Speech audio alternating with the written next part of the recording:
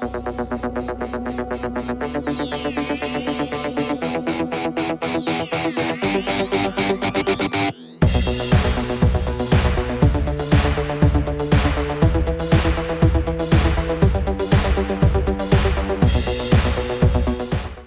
tema que me coube é o juiz no processo penal. E estamos aqui reunidos num evento em homenagem ao professor Hassemer.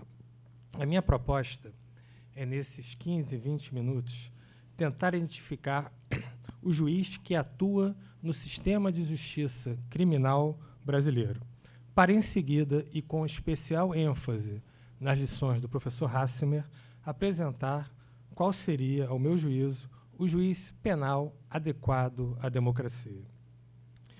Na obra que no Brasil foi traduzida pelo professor Pablo Aflem, que recebeu o nome de Introdução aos Fundamentos do Direito Penal, o Hassemer ele afirmou que a tarefa do juiz, e do juiz em particular, é de decidir casos.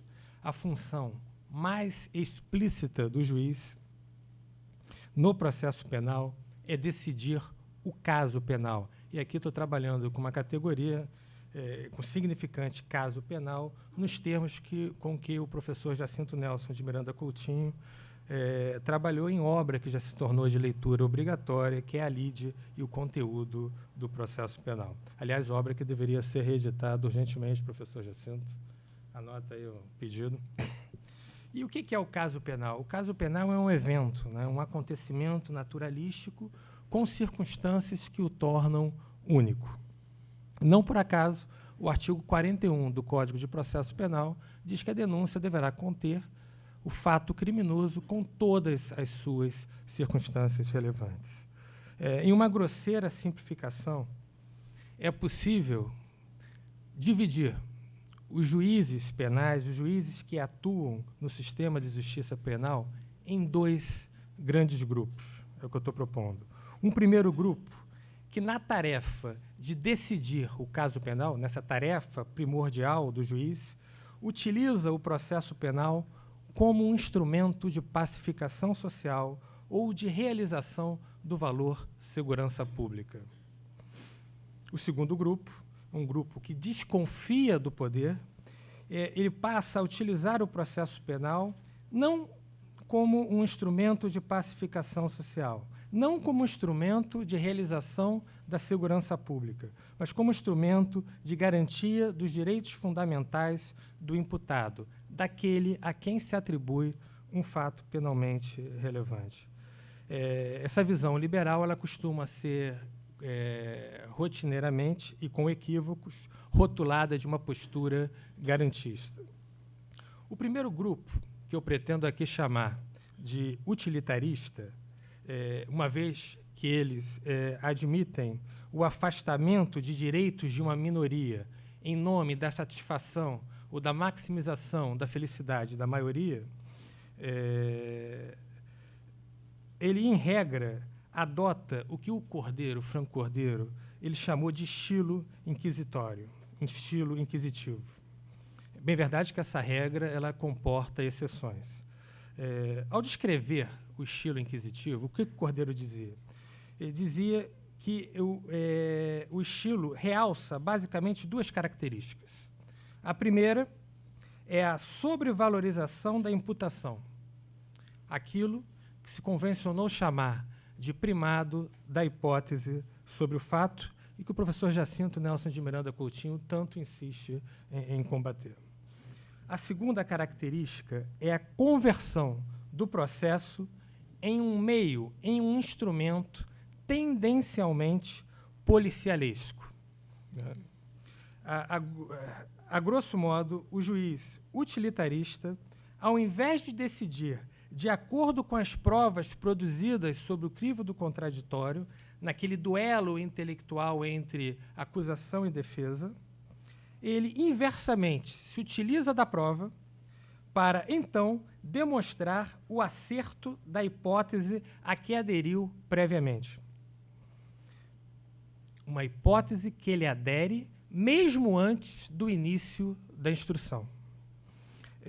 Não causa surpresa, portanto, que esse juiz, que eu estou chamando aqui de utilitarista, reconheça como sua e exija que seja sua a gestão da prova.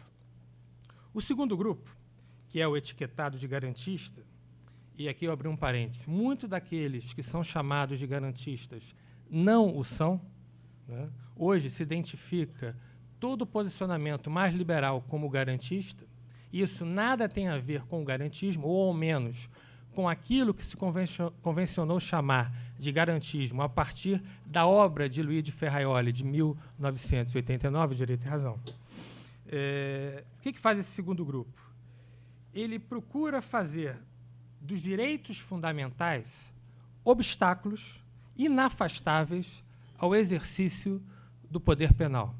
Eu só posso exercer o poder penal respeitado determinados direitos, respeitadas determinadas garantias. No Brasil, aparentemente, e quando eu digo aparentemente, eu poderia dizer com quase certeza absoluta, a maioria dos juízes penais filia-se a um modelo utilitarista. Em pesquisa realizada ao longo do mês de maio de 2011, através da técnica do questionário com questões fechadas, ou seja, era só responder ao X, né, marcar um X. Esse questionário foi apresentado a todos os juízes criminais aqui da capital do estado do Rio de Janeiro. A esmagadora maioria dos juízes reconheceu atuar como agentes garantidores da segurança pública. A esmagadora maioria. Dos 27 juízes criminais, 2 deles não quiseram responder à pesquisa, aqui da capital. Dos 25 que responderam, 21 disseram levar em consideração o valor segurança pública no momento de decidir os casos penais submetidos à sua apreciação. Dos 25 juízes que responderam a esse questionário, 16 ainda deixaram assinalado que acreditavam que suas decisões reduziam a criminalidade no Rio de Janeiro. E aí foi engraçado. Embora fosse um questionário fechado, né, com perguntas fechadas, alguns que fizeram questão de justificar as respostas. Então, dos 25, 16 disseram que acreditavam que suas decisões reduziam a criminalidade, mas um dos que respondeu que não acreditava nessa hipótese, resolveu externar. Infelizmente, não, em função de uma legislação penal e processual penal benevolente. Talvez outros que tenham respondido não a essa indagação concordem com essa ressalva. Dos 25 juízes fluminenses ouvidos, 12 afirmavam que também levavam em consideração o bem jurídico segurança pública no momento da fixação da pena, quase como o colega lá que aumenta a pena para não dar prescrição. Então, vale aqui lembrar da advertência. Quer dizer, bem, em linhas gerais, o que essa pesquisa demonstra? Demonstra a crença da magistratura, pelo menos da magistratura do Rio de Janeiro, em dado momento histórico, nas funções de prevenção do direito penal e do processo penal, né? Os dois, tanto o direito penal quanto o processo penal, vistos como instrumentos de segurança pública. Uma crença que foi desmontada ao longo desse seminário, a começar pelas falas do professor Juarez Cirino dos Santos, do professor Juarez Tavares, do professor Neumann e de todos os demais que seguiram, né? Todas as pesquisas sérias realizadas pelo mundo sobre o efeito de prevenção da pena privativa de liberdade ou da prisão cautelar demonstram que isso não existe. Por todos, recomendo a leitura do Manual de Criminologia do professor Albrecht, que trabalha com várias pesquisas realizadas na Europa e nos Estados Unidos. Então, vale aqui lembrar a advertência do Hassemer em um texto sobre a segurança pública no Estado de Direito. O que dizia Hassemer? Que a criminalidade e o combate ao crime são temas políticos conservadores e adequam-se privilegiadamente a estratégias populistas, meramente populismo penal. Estratégias que fazem do medo a desculpa perfeita para a restrição das liberdades e o desrespeito ao projeto constitucional e, em especial, ao devido processo legal. É o medo que justifica, por exemplo, a inversão do ônus da prova, uma estratégia que acaba por gerar, por via reflexa, uma responsabilidade objetiva do réu, do sujeito, do indivíduo.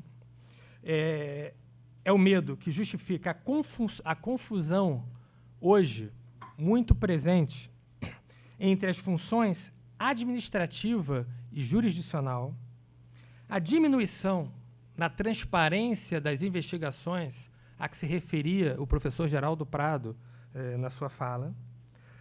É o medo que justifica esse aumento absurdo do número de prisões cautelares, de prisões provisórias, de prisões de pessoas a quem deveria incidir o princípio constitucional da presunção de inocência.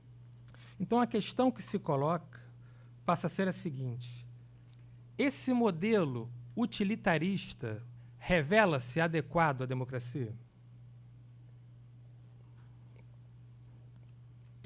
Parece-me que, para além da dicotomia acusatório-inquisitivo, a atuação do juiz, e tenho discutido muito isso com o professor Antônio Pedro, ela deve estar pautada, essa atuação deve estar pautada, deve estar informada pela democraticidade.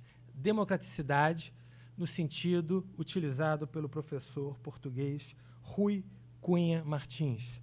A democraticidade traz o foco da questão para o exercício do poder, mais precisamente para a necessidade de controle do exercício do poder, uma função política. E aí não tem jeito, Jacinto. O processo penal é um locus político, né? A obra do professor Alberto Binder, mais recente, tem apontado sempre e sempre nesse sentido. Então, a questão é controlar o poder, aquilo que o Geraldo Prado tem trabalhado atualmente, utilizando-se das expressões da redefinição quântica do poder, do controle do poder. Sem controle do exercício do poder, não há que se falar em democraticidade. E pouco importa que esse controle se dê num modelo em que as principais características sejam, do ponto de vista histórico, atreladas ao modelo acusatório ou atreladas ao modelo inquisitivo. Muito embora, por evidente, o modelo inquisitivo é um modelo que parte da ideia de concentração de poder e é tendencialmente mais autoritário do que o modelo base, do que o modelo ideal acusatório. Então, o juiz, na democracia, ele tem que reconhecer o processo penal como um locus político, como um espaço em que há necessidade de conter o poder penal. Hasmer, que além de filósofo era penalista, que além de penalista era processualista, ele escrevia principalmente de e para a realidade alemã.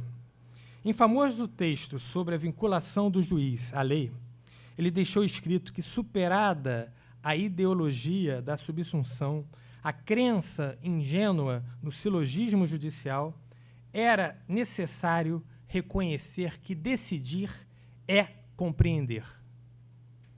Eu decido quando eu compreendo. E no momento que eu decido, que eu compreendo, que eu interpreto, eu aplico. Hasmer acentuava a necessidade de se distinguir entre a compreensão do texto e a compreensão cênica. O juiz tinha que compreender o texto, e aí ele parte da acertada distinção, que o professor Lênin Streck também tem insistido bastante, da diferença ontológica entre texto e norma, a norma sempre como produto do intérprete. Então, Hasmer dizia, o juiz tem que compreender o texto, mas tem que compreender a cena, tem que compreender a cena do crime e tem que compreender a cena da qual ele faz parte, aquele espetáculo do processo, o drama do processo. O juiz como parte do drama do processo.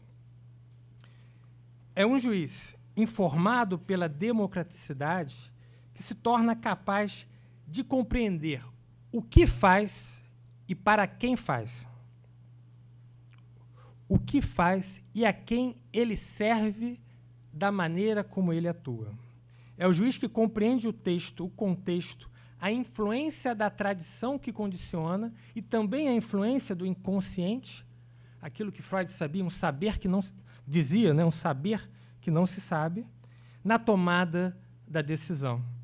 É fundamental, então, para o juiz, ao compreender, ao interpretar, se compreender, se interpretar.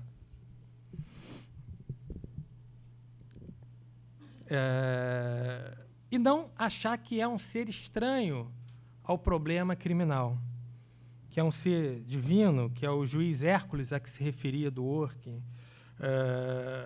ou um super-homem, como quer Nietzsche, ou, sei lá, um Chapolin Colorado, como alguns parecem atuar, ou como comentarista da Veja, como outros também atuam, né?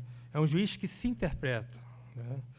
Então, compreensão, interpretação e aplicação, como ensina Gadamer, são fenômenos que se dão no mesmo momento. Ao nascermos, todos nós somos lançados na linguagem. A linguagem é constitutiva e a linguagem vai antecipar sentidos. O oposto do juiz capaz de compreender é aquela figura que o Alexandre Moraes da Rosa chamou em seu livro sobre o processo penal conforme a teoria dos jogos de analfabeto funcional. Aquele que escreve, consegue ler códigos, mas produz sentenças padronizadas, estandartizadas. Isso porque é incapaz de uma leitura compreensiva. É esse juiz analfabeto funcional que fez com que o Zaffaroni dissesse que a magistratura se tornou uma máquina de burocratizar.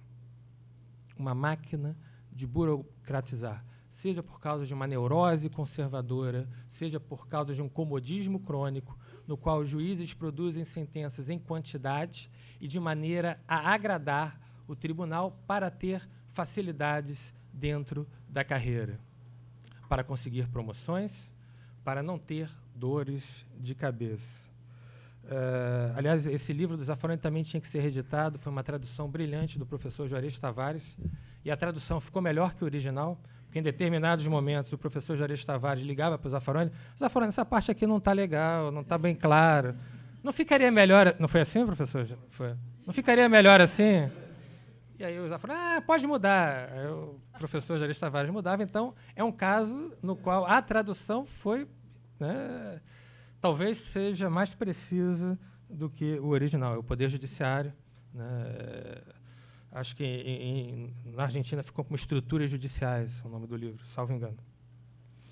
Bem, então o juiz que compreende, ao decidir, que compreende o que é decidir, o que significa decidir, ele percebeu, talvez até inconscientemente, o linguistic turn, né, o giro linguístico. Ele superou a filosofia da consciência. Isso mostra capaz de exercer o papel político que a democracia, que a democraticidade lhe impõe. Não se pode também esquecer a questão ética que envolve a atuação do juiz compreensivo, do juiz comprometido com a democraticidade.